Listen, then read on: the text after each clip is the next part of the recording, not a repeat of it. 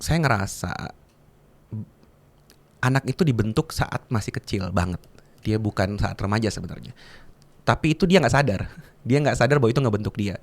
Jadi usia-usia dia awal perkembangan otak itu sebenarnya adalah usia dia tuh sebenarnya menjadi manusia seperti apa. Kalau dia tuh sering dibungkam untuk bertanya, maka dia akan jadi pemalu untuk bertanya. Kalau dia tuh sering ditakut-takutin, maka dia akan jadi penakut. Nah, padahal bagi saya ya, kenapa sih Allah tuh nggak ngasih beban pahala dosa ke anak-anak?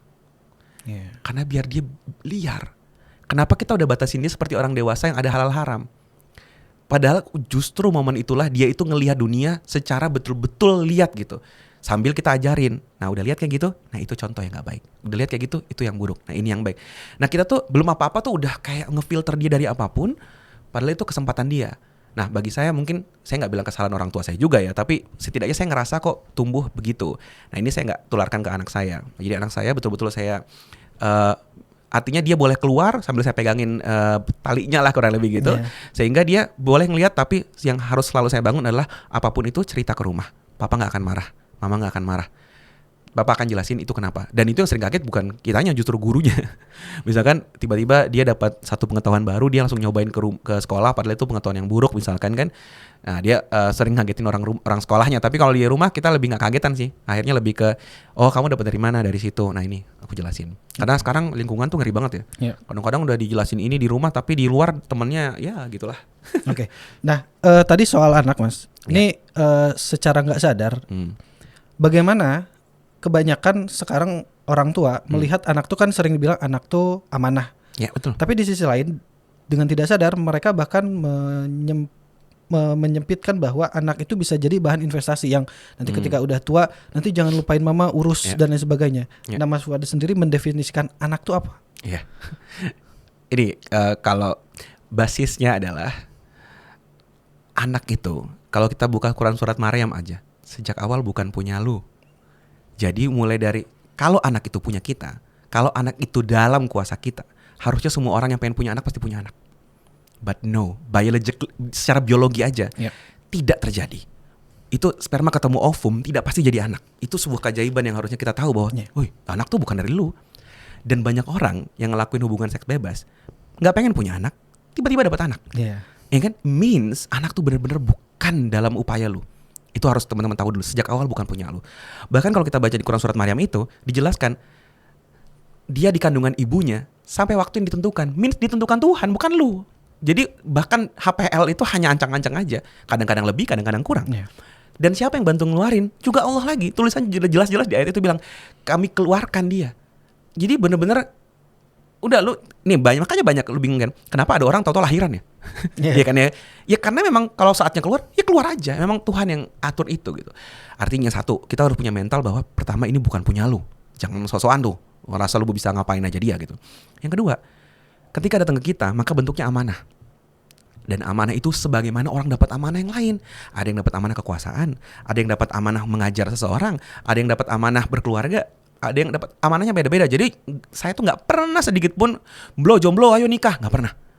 Karena saya memilih menikah, itu amanah saya punya istri. Lah kalau dia belum bisa dapat amanah, kenapa lu paksa-paksa nikah? Sebagaimana orang menikah, gak usah kapan punya anak deh. Kan orang amanahnya beda-beda gitu. Nah sama anak itu juga amanah. Sehingga ketika kok dapat anak, itu amanah. Itu dulu tuh. Dan itu juga gak selamanya. Seketika dia balik, ya dia sudah punya hidupnya sendiri. Dia sudah dewasa, dia punya hidup sendiri. Sehingga stop di situ. Maka momen terbaik kita dari guru saya ngajarin, anak itu kan nempel terus sama orang tuanya. Itu untungnya emang secara biologi emang seperti itu ya. Anak itu karena dia rapuh, maka dia selalu sense untuk nempel ke orang tuanya itu sangat kuat. Makanya kalau bayi, cek aja, bayi itu ketika lepas dari pelukan sedikit nangis. Itu sense-nya, karena dia harus nempel terus, bayi manusia ya. Karena kalau bayi penyu dan bayi lain enggak. Karena mereka otaknya udah jadi di dalam rahim. Kalau manusia tuh otaknya setelah lahir pun masih berkembang. Itu yang bikin dia lemah dan rapuh sekali dan butuh orang tuanya. Oke, dia nempel sama kita. Kalau nempel sama kita, masa-masa nempel jangan dilepas. Sering kan kita gitu. Anak tuh masih umur 3 tahun, 4 tahun masih pengen nempel. Hai, rempong. Rasanya tuh kayak bisa gak sih lu jalanin hidup lu sendiri gitu. Ada rasa kayak nempel mulu. Giliran anaknya umur 11 tahun, 12 tahun. Udah jauh ya. Mau mondok, mau apa. Gak bisa jauh-jauh. Nah itu kalimat guru saya nyentil. Pas dia harusnya nempel, kamu gak pernah ngurusin. Kamu tinggal-tinggal. Giliran dia mau harusnya udah terbang, kamu pegangin kakinya. Padahal anak itu kita didik untuk terbang nanti. Jadi suatu hari dia akan terbang, jangan dipegangin kakinya. Dia akan pergi melanglang buana, melihat dunia secara lebih luas dan udah bukan milikmu lagi. Anak yang berbakti kepada orang tua itu tugas anak, bukan tugas kita. Kayak gue bilang tadi di awal, bukalah bukumu sendiri, jangan buku orang. Suami baca buku suami, ayah baca buku ayah, jangan baca buku anak. Bukunya anak ketika birrul walidain, berbakti kepada orang tua itu bukan bukumu ayah, itu bukunya anak. Kalau kamu dianggap bagi anak nggak layak dijadikan tempat berbakti, ya salahmu sendiri. Gitu. Jadi bagi saya sekarang, saya cuma mastiin selama masa dia dalam tempat saya 11 tahun, 12 tahun, entah sampai remaja nanti umur berapa, saya pastikan saya selesaikan amanah saya. Selepas itu saya nggak akan pegangin kaki kamu. Pergilah kemanapun. Kalau kamu menganggap bahwa ayahmu ini layak dikenang, layak didoain, doain. Nggak pernah minta, nggak ada. Karena memang bukan tugas. Kayak balas budi bagi saya nggak penting sih. Karena itu tugasmu. Kalau harus dihukum ya kamu akan dihukum. Karena itu tugasmu. Tidak ada kaitannya dengan saya pribadi. Saya nganggapnya kayak gitu. Karena akan sangat pusing ketika saya mikirin sesuatu yang bukan tugas saya. Itu sih. Oke, Mas. Jadi jujur saya banyak sekali insight ya, yang memang kebetulan Mas istri lagi mengandung. Oh, Masya Allah. Jadi tadi soal suami, ayah, dan mungkin tadi soal anak itu jadi sesuatu yang lumayan nge-trigger saya untuk ternyata saya banyak tidak tahunya. Sama. Ya sama-sama belajar lah, sama-sama belajar. Oke Mas, ini ada titipan, ada informasi ternyata Mas dulu K-popers. Yes, masih sih. Oh masih. Sekarang sering nontonnya apa Mas? Enggak sih, udah jarang ya sekarang. Udah jarang. Lebih ke udah gak ada waktu. Oke, udah sibuk ya. Tapi seleranya masih. Oke. Yang nempel di masyarakat ataupun di orang banyak adalah ketika misalkan kita antusias terhadap sesuatu, kadang itu dijadiin sesuatu yang terlalu berlebihan. Apa yang dilakukan, apa yang dikatakan, itu bahkan diprioritaskan dibanding hal-hal yang memang semestinya dia patuhi orang tua dan sebagainya seperti itu. Untuk orang-orang yang memang udah seperti itu, dari pengalaman itu gimana cara membatasinya dengan apa yang ya kita sukai dan apa yang memang itu benar-benar baik buat kita gitu. Oke, saya coba kaitkan ini dengan peran orang tua juga ya. Karena ini pertanyaan yang sering kalau saya lagi ngisi. Itu orang tua yang nanya gimana ya. Nah, saya mau bilang mumpung saya lagi ngomong sama orang tuanya nih. Banyak orang tua yang nggak sadar bahwa sebenarnya gini, bukan berarti idola itu lebih keren. Keren itu kan bisa berubah sepanjang zaman. Lebih ke idola itu lebih relevan. Jadi apapun yang relevan sama seseorang pasti dia lebih kena. Sebagaimana kita mungkin bapak-bapak, ibu-ibu akan lebih relevan sama orang yang nyambung kan obrolnya. Kalau kita ngomong sama orang yang dia kemana kita kemana, nggak nyambung kan? Jangan-jangan kita gitu ke anak. Ini nggak ngomong soal idol soal apa. Buktinya dia pakai bahasa lain loh. Dia ngomongnya beda loh, beda bahasa sama kita. Ya kan? Kenapa? Karena si idola ini secara industri entertainment didesain untuk tahu pasar tuh kayak apa. Ya sama kayak Purella misalkan nih bikin bisnis, nggak mungkin dong nggak riset pasar. Betul. Maka pasti akan didesain sesuai kebutuhan pasar. Nah artinya karena ini industri dan harus jualan untuk laku, pastilah idola itu disetting untuk ngerti pasar sehingga tanpa sadar connect ke hati orang untuk membeli produk dia, belinya dalam bentuk atensi, perhatian gitu kan. Nah, ini yang seringkali orang tua lupa. Menjadi keren tuh bukan edgy atau apa dan seterusnya, lebih ke selalu mencoba relevan dengan anak. Apa yang anak ketahui, anak sukai, orang tua tuh juga bisa nyambung nggak ngobrolnya sama itu. Nah jadi saya tuh karena banyak hal ketika saya kan punya komunitas K-pop juga ya ngurusin adik-adik itu. Rata-rata ketika ngobrol itu mereka ke situ arahnya, lebih ke nggak nyambung kalau ngomong sama orang tua. Pas curhat orang tuanya nggak nyambung. Nah giliran ke saya, nih coba ada satu kalimat yang di komentar saya sering nongol dan itu saya ngomong ke orang tua bilang, Bu baca Bu. Ya Allah terima kasih udah melahirkan Bang Fuad ke dunia. Coba harusnya itu dia doain orang tuanya loh, bukan aku. Nah kenapa? Gue bukan idol, tapi ketika ngomong sama adik-adik itu dia ngerasa Bang Fuad relate, ngerti perasaan dia. Bukankah harusnya itu orang tua yang ngerti itu?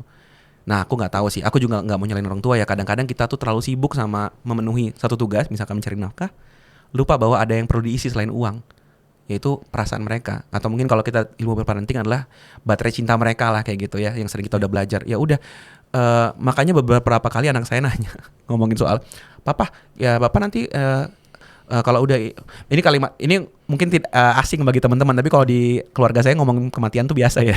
Jadi kayak Papa nanti kalau meninggal hartanya buat aku ya, ngomong gitu bercandanya ya. Aku bilang nggak bakal, aku bilang nggak bakal ninggalin harta buat kamu.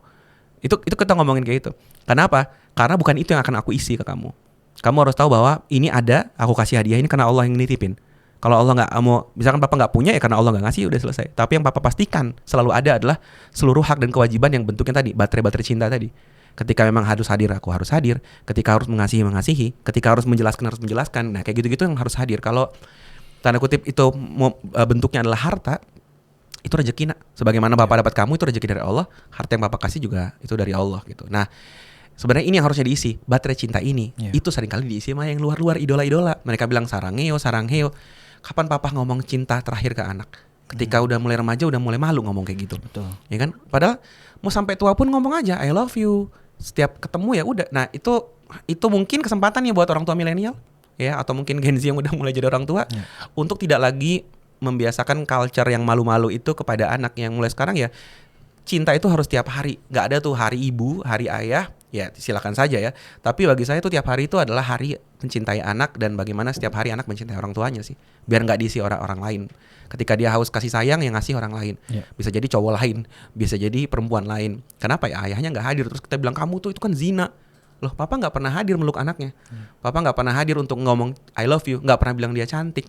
Gak pernah bilang dia udah penampilannya oke hari ini. Gak pernah nemenin dia mungkin jalan-jalan milih baju yang oke. Atau neraktir dia makan. Kenapa semua serba kaku gitu? Makannya cuma di rumah, semua serba kaku. Padahal bisa jadi kita nyari aktivitas yang fun bareng. Ya mungkin ya. Lagi-lagi nggak untuk ngejudging. Ini at least yang mau aku terapin di keluarga aku sendiri sih. Ya. Dan mungkin bisa kasih gambaran hal sederhana untuk bisa jadi orang tua yang relevan untuk anak sih mas. Itu gimana tuh? Aktivitas sederhana aja. Ya. Sebenarnya itu yang aku takutkan untuk dalam penuaan ya. Karena melihat orang tua banyak tuh langsung ngerasa kayak aku kalau tua segitu nggak ya gitu. Banyak mental orang tua itu dia berhenti belajar. Kenapa? Mirip seperti tadi yang saya bilang, otak itu sampai usia remaja kan memori. Nyerap. Begitu udah otak nomor sistem 2-nya aktif, dia skeptis. Dia udah mulai bertanyakan apapun termasuk orang tuanya. Itu akan terus tumbuh semakin parah semakin tua. Orang kalau udah tua banget, dia akan mempertahankan mental defaultnya dia dan akan susah menerima hal baru. Itu yang aku takutin sebenarnya. Nah sekarang sih dalam kondisi waras ini, saya selalu mencoba membaca apapun yang terbaru. Apapun, misalkan ada buku terbaru. Bahkan saya seringkali menantang keyakinan saya yang sebelumnya. Gak apa-apa banget. Misalkan saya udah mempercayai bahwa yang baik tuh ini. Ini bukan konteks agama ya. Apapun itu, misalkan ternyata tuh yang baik ini. Kenapa nggak baca lagi sebelah kiri, sebelah kanan, untuk belajar aja. Setidaknya ketika anak saya bilang, "Pak, sekarang saya meyakini hal ini loh." Saya nggak kaget banget. Saya udah tahu gitu. Nah, ini kadang-kadang kita tuh mental pembelajarnya berhenti ketika selesai sekolah. Nah, bagi saya, semoga Allah mudahkan saya tuh untuk terus mau belajar supaya tidak kapok untuk ngikutin perkembangan anak sih. Kayak dia sekarang lagi main game, ya mau nggak mau saya harus tahu di itu game itu tentang apa. Ya setidaknya itu sih, mencoba terus untuk belajar. Oke, Mas, terus di sekarang ini banyak mau itu masyarakat bahkan pejabat publik gitu, itu ada sifat yaitu nirempati. Nah, adakah faktor-faktor di masa kecil dan bagaimana cara kita untuk mengantisipasi agar nanti anak kita ataupun keluarga kita itu tidak seperti itu? Ya, teman-teman tahu nggak, nirempati itu tidak selamanya berhubungan dengan hati loh. Hari orang ngomong nirempati itu berarti nggak punya perasaan. Nah, gitu. Nggak, itu sebenarnya logis banget. Orang yang nggak empati itu sedang merugikan dirinya secara logis. Jadi empati itu dibutuhkan manusia untuk bertahan hidup sebenarnya. Simpel deh, kalau Mas mau aman hidup di bertetangga di sini, pasti kan mau nggak mau memperhatikan tetangga. Betul. Ini berarti nggak tulus dong. Come on, gak usah bahas ketulusan dulu deh. Orang kita ngomong yang logis dulu deh. Kita tuh kalau mau hidup nyaman, minimal kayak kita ngobrol berdua ini, mau nggak mau Mas harus ada waktu diam untuk dengerin, dan saya juga harus ada waktu diam untuk mendengarkan. Itu kan secara default supaya kita nggak chaos kan. Jadi sebenarnya empati itu adalah hal terlogis, terrasional yang harusnya kita lakukan sebagai manusia. Nah makanya kalau kita terus ngedidik, maaf ya, hanya dalam hati perasaan terus, ini besok moodnya berubah, emosinya naik, dia mendadak kehilangan empati. Contohnya nanti ketika dia jadi pejabat, egonya muncul, dia empati. Padahal sebenarnya coba main logika aja deh, bukankah lebih baik untuk pejabat itu empati untuk kepentingan dia lagi? Kan itu bisa kan? Lo ini kalau mau hitung-hitungan ini aja, lo akan dipilih lagi lo kalau lo empati. Jadi sebenarnya kelakuan lo yang empati itu merugiin lo sendiri. Itu kan sebenarnya simple aja. Makanya kalau kita belajar empati itu ada 3 level. Yang pertama kognitif, kedua emosional, yang ketiga tuh compassionate. Yang kognitif aja dulu deh. Kognitif itu empati di level logika, logis aja. Misalkan ketika saya mau ke sini, minimal saya cari tahu dulu soal podcast ini apa. Itu tuh untuk memudahkan saya. Saya nggak harus jatuh cinta sama Purella, nggak harus di level itu. Tapi nggak apa-apa jatuh cinta juga, Mas. Thank you. Jadi maksudnya itu di level pertama, artinya gini. Tapi kan nggak mencintai, iya nggak maksa deh. Tapi kan bisa riset. Nah, ini juga empati. Orang sering lupa. Untuk kebutuhan saya ngomong, seorang dosen ngomong ke siswanya atau ke mahasiswanya, dia kan perlu riset, dia ngomong ke siapa. Seorang pembicara ngomong ke bawah, apapun itu dia bisa nggak harus pakai cinta. Dia bisa sekedar riset, saya lagi berhadapan sama siapa, cara ngomongnya gimana. Jadi sejak awal empati itu memudahkan manusia. Pejabat, coba risetnya kenceng, pasti dia ngerti di bawah tuh ada apa. Jadi kadang-kadang saya ngerasa bukan mau nuduh pejabat gimana, kadang-kadang mungkin bisa bukan karena dia jahat, tapi informasi yang nyampe ke atas tuh nggak ada, atau dianya tidak cukup akurat datanya. Contohnya dia dapat datanya orang semua kaya raya, ya pasti dia ngerasa Indonesia baik-baik saja misalkan kan. Ya berarti kan lebih ke secara kognitif datanya nggak akurat aja. Iya kan? Artinya tadi secara kognitif itu. Yang kedua baru levelnya mungkin lebih tinggi emosional. Dia merasakan apa yang kita rasakan. Itu sih udah next level ya. Mungkin kita pun circle-nya terbatas tuh hanya kepada istri, hanya kepada anak. Sekarang deh, bisa nggak saya punya empati ke anak tetangga? Bisa, tapi mungkin level kognitif. Jadi nggak ada alasan kita nggak empati. Nggak niat aja kadang gitu. Kalau kita nggak harus mencintai anak tetangga, kita bisa secara kognitif mempelajari ke tetangga sukanya apa, dan bisa secara emosional mencintai anak kita. Level ketiga, compassionate, bahkan sampai di level ingin mengorbankan diri untuk kebahagiaan dia. Ya mungkin itu sangat terbatas banget, mungkin ke orang tua, ke anak tadi. Artinya adalah empati itu ada berbagai level. Kalau kita niat minimal di kognitif empati itu ada. Jadi saya nggak memaksa seorang pemimpin harus mencintai rakyatnya, enggak. Tapi secara kognitif ada nggak kesediaan kita mengumpulkan data yang akurat tentang kondisi rakyatnya. Insya Allah kebijakannya akan lebih tepat daripada memaksakan dia mencintai sih. Itu sih. Oke. Siap, Mas. Nah tadi agak sedikit menyampaikan terkait pejabat gitu ya. Saya jadi kepikiran untuk bertanya. Apa tuh? Kan kita negara mayoritas Muslim. Betul. Tapi korupsinya juga mayoritas gitu. Maksudnya banyak yang korupsi gitu. Iya. Nah itu seperti apa? Artinya ya Muslim dengan korupsi itu bukan sesuatu yang apa ya inline gitu, bahkan bertolak belakang. Betul. Tapi kondisinya seperti itu. Nah itu seperti apa, Mas? Faktornya? Ya, saya sedikit teknis bahasanya teman-teman ya. Jadi itulah kalau kita menerapkan Islam tuh di level personal. Itu bahasa sehari-hari kita kan udah jangan bawa agama. Nah sayangnya suka nggak suka agama ini turun sebagai sebuah sebuah ajaran atau aturan hidup tuh yang lengkap. Setidaknya ada tiga level. Yang pertama adalah level hubungan antara kita dengan Tuhan, dan hampir semua agama punya itu. Ngajarin soal kita sholat, kita kemudian berpuasa, itu semua benar-benar hubungan yang saya bahkan nggak peduli mas sholat apa enggak, itu urusan lu sama Allah dah gitu. Itu yang sering kita anggap agama kan di level itu doang kan. Yang kedua mengatur diri kita sendiri. Jadi tadi kita dengan Tuhan, ini kita as ourselves sebagai kepribadian diri. Cara berpakaian, kita tersenyum. Akhlak tuh bukan tentang orang lain loh. Akhlak itu sedang Allah ajarkan cara kita untuk menjadi manusia yang mulia as yourself. Jadi kayak pernah nggak sih lu ngerasa kayak anak seorang raja tuh harusnya begini, sering kayak gitu ya? Itu maksudnya gitu. Anak kalau kita ya hamba Tuhan tuh harusnya gini. Nah itu diajarin sama Allah. Yang disebut hambaku, kelakuannya tuh begini loh. Nah itu namanya akhlak tuh. Tapi orang sering lupa, dan ini memang sudah sangat langka di Indonesia. Agama di level ketiga, mengatur hubungan manusia dengan manusia lain. Ekonomi, sosial, politik, pidana. Oke, sekarang kita mayoritas Muslim, oke? Korupsi itu levelnya di mana kira-kira mas tadi? Level dia sama Tuhan, dia sama dirinya sendiri, atau dia sama orang lain?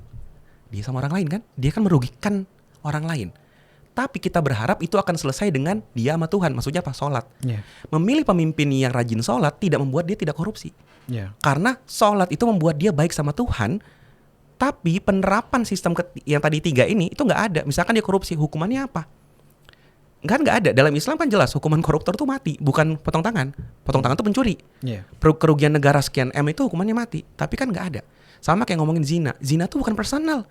Nggak bisa kita berharap seorang hafiz Quran nggak berzina. Nggak bisa. Hafiz Quran itu hubungan dia dengan Tuhan di level tadi. Tapi di aturan luar, bagaimana kita bersosial, nggak ada aturan yang dibebasin tuh. Padahal kan ada hukuman soal pezina. Itu nggak ada. Sehingga itu ya nggak bisa gitu. Nah kadang saya sedih ketika Islam dibawa-bawa seolah-olah Ini kok orang pada belajar Islam, kok pada sholat, kok pada hafal Quran, tapi kok kelakuannya gini? Ya karena kelakuan itu tidak ditentukan dengan sholat tidaknya dia. Kelakuan itu ada aturan sendiri dalam Islam yang saat ini langka sekali. Nah kadang-kadang kalau kita nyebutin ke arah situ dianggapnya well gimana gitu. Padahal sebenarnya fair-fairan aja. Kalau ini diterapkan, emang mau orang korupsi? Emang mau orang ngelakuin hal-hal yang kayak tadi? Jadi jangan kita mengkerdilkan Islam tadi, padahal kitanya nggak menerapkan Islam itu secara keseluruhan gitu. Padahal memang ada kok aturan-aturan Islam yang ngatur soal tadi korupsi tadi, ada aturan Islam terkait soal ini tadi. Jadi gini, kita nggak bisa berharap semua orang morally good. Nggak ada. Di zaman Rasul aja saya yakin, dan silakan buka, ada orang yang moralnya tuh sebenarnya nggak baik tapi terpaksa karena sistemnya baik.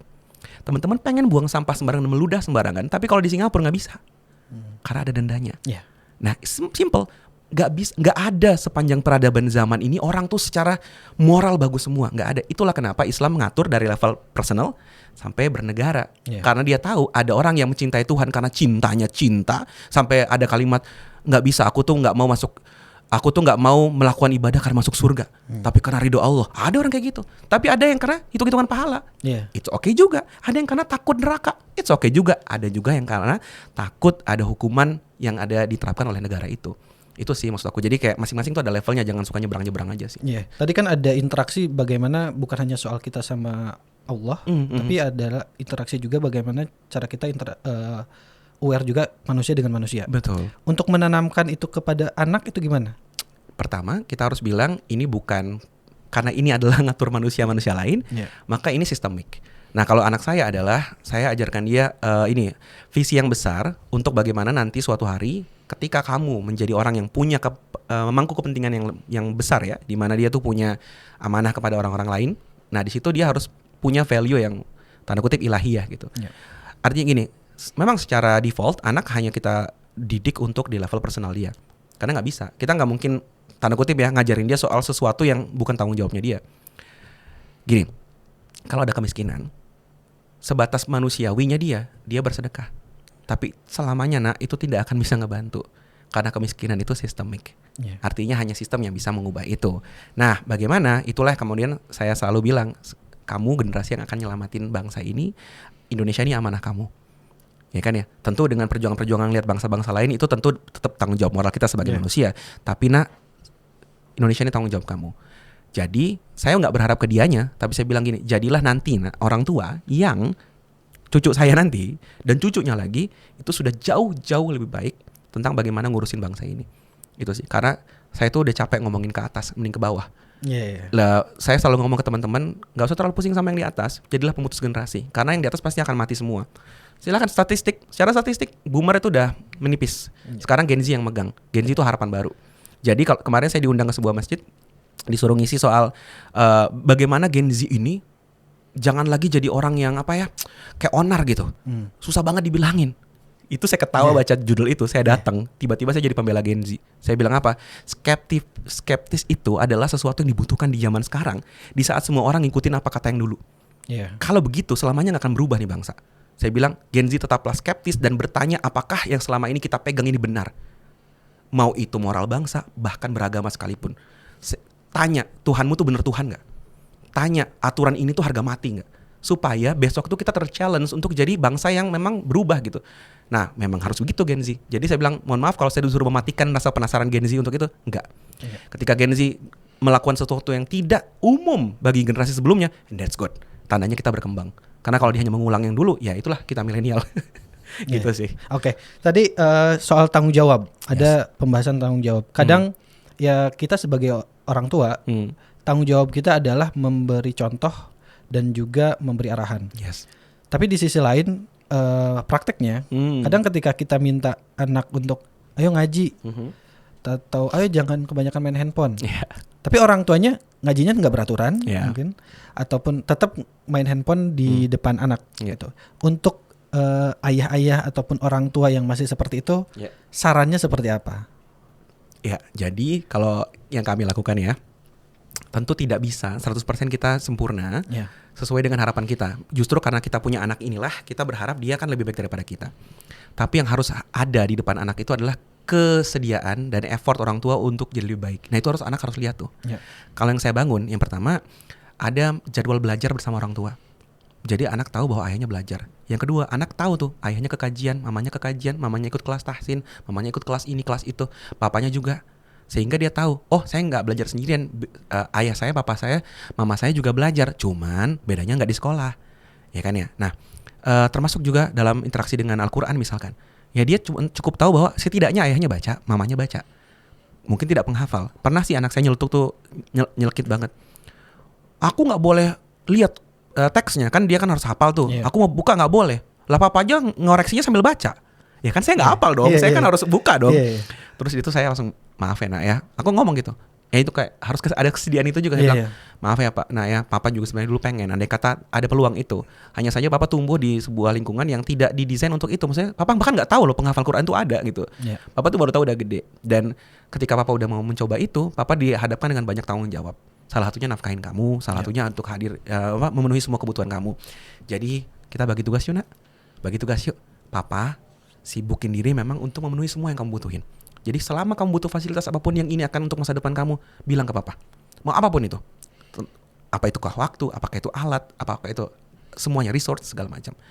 Bagi tugas ya, kamu cari jalan surganya lewat menjadi apa yang kamu tanggung jawab, sekolahnya yang benar. Ya kan ya, hafal Quran tadi, itu tanggung jawab kamu, masing-masing punya tanggung jawab, mama juga punya tanggung jawab, sehingga kita nih bareng-bareng ke surganya dengan pintu kita masing-masing. Kalau semua mau cari surga dengan cara yang sama, nak, nanti yang nyari duit siapa? Nanti yang ngurusin adik siapa? Ya, semua berbagi tugas. Nah itu pelan-pelan diarahin ke situ sehingga dia ngerti bahwa ketika papanya kerja, itu selalu nih, ketika papanya kerja bukan tuh nyari duit, tapi ibadah. Itu dia harus tahu. Nah ini papa ibadah dulu ya, lagi cari duit karena ini kewajiban papa. Nanti papa ditanya sama Allah kenapa nggak dikasih makan nih anak istri gitu. Dia tahu itu. Oke. Dan dari tadi ketika obrolan dari Mas Fuad itu adalah saya nangkep bahwa jangan gengsi, jujur aja, gak apa-apa sama anak kan. Iya, betul. Apapun itu gitu. Jadi sampaikan saja maupun itu keterbatasan sekalipun seperti itu. Oke, terakhir Mas, ini mungkin saya minta nasihat baik itu untuk saya, untuk yang nonton di rumah gitu. Untuk saya sendiri juga. Ya, untuk diri sendiri juga gitu. Untuk para orang tua Muslim, agar bagaimana cara mendidik anaknya itu ya menurut pengalaman ideal dan pastinya kalau tadi ngomongin bangsa untuk menyiapkan generasi emas 2024, 2045. 45. Ya. Amin. Silakan Mas. Oke. Buat sebaya-sebaya saya, sesama orang tua. Setidaknya hasil yang saya studi, kondisi zaman itu berkembangnya sangat cepat. Jadi bukan lagi hitungannya tuh generasi, tapi benar-benar per bulan itu udah beda banget. Perkembangan AI aja udah luar biasa, dalam hitungan tahun tuh udah sangat gak ngotak lah gitu. Jadi gini, ayah bunda semuanya, yuk kita bareng-bareng nih. Bareng-bareng kita ciptain satu generasi bareng nih. Karena anak saya gak mungkin soleh sendirian. Ya kan ya, solehnya anak saya bisa rusak karena ketidaksolehan anak-anak lain. Jadi pertama kita ada kesediaan untuk pegangan tangan, kita bareng-bareng di rumah kita masing-masing mendidik anak kita. Tapi ini ada yang harus kita pahami dulu. Kita udah lama banget melihat ilmu Tuhan tuh hanya ilmu agama. Itulah yang bikin kita mundur menurut saya. Ketika kita belajar matematika, fisika, kimia, menjadi orang yang bercerdas di sekolah, itu tuh dianggap tidak ilmu agama. Ilmu agama tuh hanya akidah only, hanya ilmu tahsin, hanya ilmu tajwid, hanya ilmu Al-Quran. Pertanyaannya, siapa yang menciptakan fisika? Siapa yang menciptakan kimia? Bukankah itu juga ilmu Allah? Nah, kita sering memisah-misahkan ini sehingga kita menjadi terbelakang. Akhirnya menguasai hal-hal yang berguna untuk masyarakat, itu orang-orang yang tidak ngerti agama. Sedangkan para pemuka-pemuka agama, orang yang bahkan gak ngerti tentang dunia. Nah, yuk ke depannya kita bangun generasi yang ketika dia megang ilmu dan iman itu sama kuatnya karena dia tahu semua ilmu Allah. Dia tidak sekuler. Dia tidak memisah-misahkan.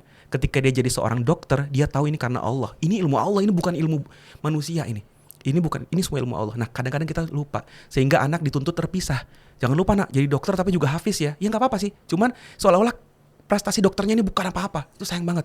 Seolah-olah dia pintar matematika tuh, ngapain pintar matematika kalau ilmu agama kamu kayak gini? Semua itu ilmu Allah. Kita sering lupa itu.